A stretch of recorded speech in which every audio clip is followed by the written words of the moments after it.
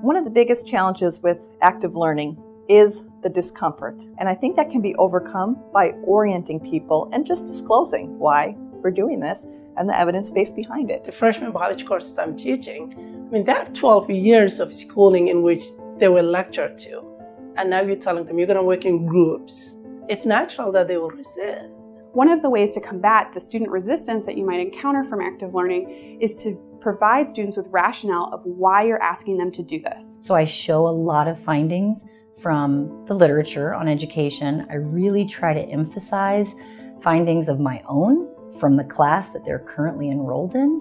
And I've found that it really helps with buy-in. So how you set that up at the very beginning of the classroom, how it's tied to grades, how you define participation is going to impact the way in which the activity transpires in class. I think the biggest challenge I faced was time for preparation.